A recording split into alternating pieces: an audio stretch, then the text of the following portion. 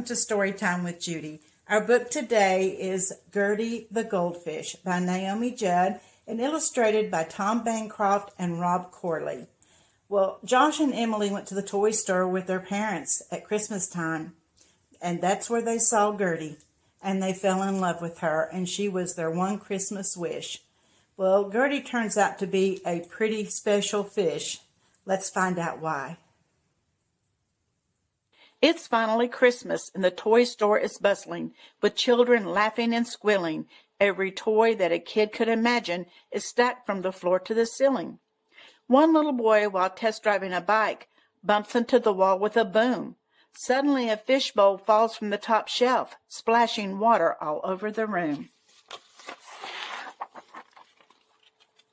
In all of the chaos, no one seems to notice the goldfish that just lost her home. Gertie the goldfish had lived there for years, and she's used to being alone. Through the sea of people, a young girl and her brother make their way to Gertie's side. They pick up the fish and place her in the fountain, knowing that will keep her alive. Gertie soaks in the water, swims in a circle, and thanks them with the flap of her fin. Josh and Emily smile at their parents, hoping that they'll get the hint. Mom and Dad laugh because they both know what the kids are trying to say. A little goldfish would be the perfect gift to receive on Christmas Day. Later that night, the kids can't sleep as they think about the bright-eyed fish. Emily's eyes glisten and grow wide with hope as she makes a quiet Christmas wish.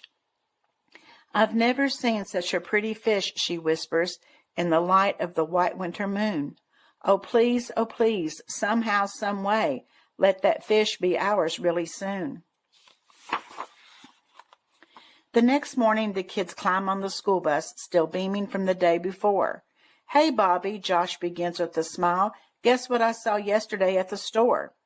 Josh tells his friends all about Gertie, and soon the whole bus is listening to him. "She's shiny and yellow," he exclaims with a smile. "You won't believe how fast she can swim."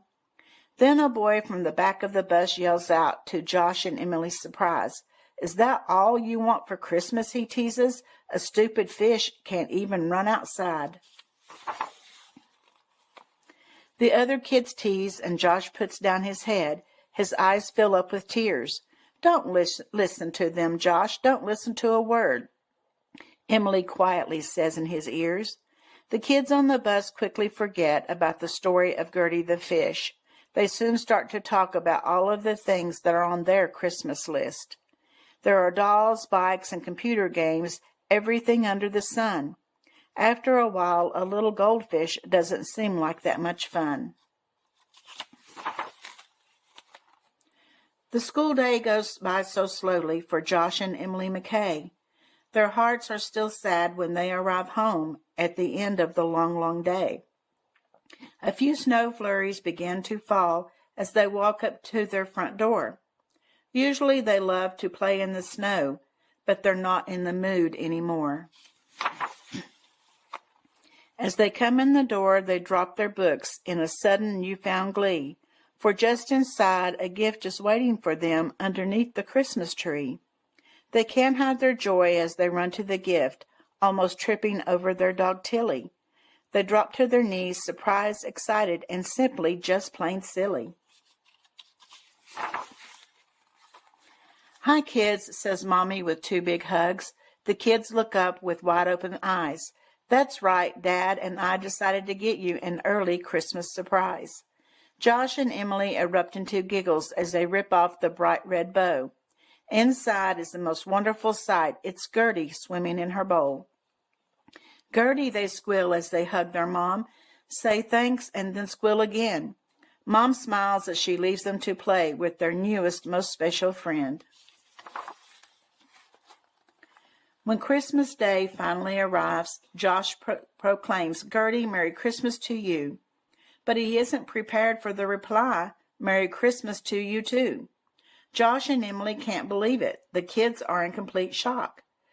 "Let me explain," Gertie begins with a laugh. "I know fish aren't supposed to talk." "Remember in the store how you picked me? Well, the truth is, I chose you too. You saved me when I needed it most, and now I'm come to here to help you.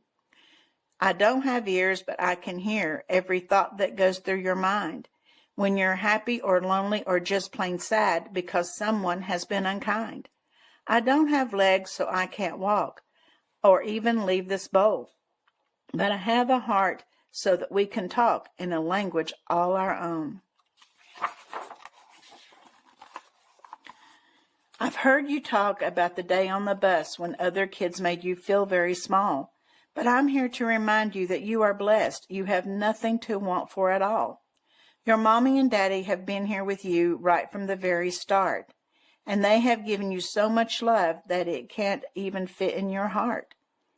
You have each other and a place to live and food to eat every day. You see, you really have the very best gifts when you choose to look at life that way. Josh asked, but what about what the other kids have, like expensive toys and fancy clothes?